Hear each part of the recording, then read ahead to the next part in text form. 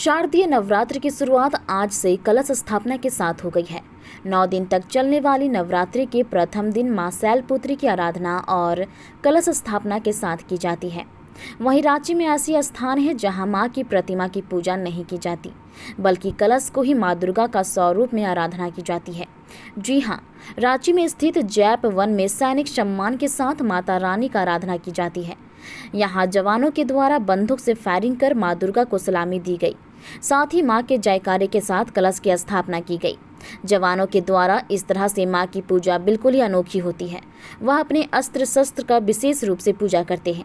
वहीं नवमी के दिन बलि प्रथा के साथ पूजा के समापन की जाती है। शक्ति के उपासक गोरखा जवानों का नवरात्र पूजा का इतिहास सदियों से चला आ रहा है। मां दुर्गा की इस तरह से उपासना 1880 यानी कि अंग्रेजों के ज़माने से चला रहा है। ये लोग अस्त्र शस्त्र की पूजा इसलिए करते हैं क्योंकि इनका मानना है कि दुश्मनों से जब वो लोहा लेते हैं उस समय कभी धोखा नहीं मिलता। मां दुर्गा की कृपा हमेशा बनी रहती है। गोरखा जवानों के हथियारों की पूजा के पीछे ऐसी मान्यताएं रही है कि गोरखा और नेपाली सांस्कृतिक पुरातन समय से ही शक्ति के उपासक रहे हैं। नक्सलियों से लोहा लेने और वीआईपी सुरक्षा की कमान संभालने वाले गोरखा जवान पूरे नवरात्र में मां दुर्गा की भक्ति में डूबे रहते हैं। कौन परिसर में हर साल की बात जो है, जो नवरात्रि का पूजा बहुत धूमधाम से मनाया जाता है, बहुत भव्य रूप से मनाया जाता है।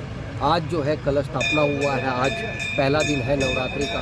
मैं सभी बंधुओं को जो है मैं नवरात्रि का शुभकामनाएं देता हूँ। जयपुर परिसर में लगातार 9 दिन जो है बहुत हर्षोल्लास के साथ नवरात्रि मनाया जाता है। पहला दिन जो कलश स्थापना होने के बाद जो है हर सुबह और शाम में आरती महाआरती होता है।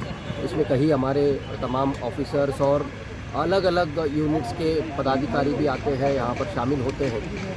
उसके बाद नौ कन्या का पूजा होता है, फूल पाती का पूजा होता है, जिसमें सभी परिसर में जितने भी पेड़ है उसका पूजा किया जाता है। बलि भी हम लोग देते हैं और जितना भी हमारे बटालियंस का यूनिट्स है उसके हिसाब से कम से कम जो है 100 के आसपास जो है बलि दिया जाता है। और उसके बाद जो है रंगारंग कार्यक्रम भी है। हथियार का भी हम लोग पूजा करते हैं। हमारे जवान जो दूर दराज में काम कर रहे हैं उनको जो है रहने के लिए, उनके परिवार अच्छे से रहने के लिए और तमाम जो बटालियन के जितने भी लोग हैं और समस्त नागरिकगण अच्छे से कुशल रहने के लिए ये पूजा पाठ किया जाता है।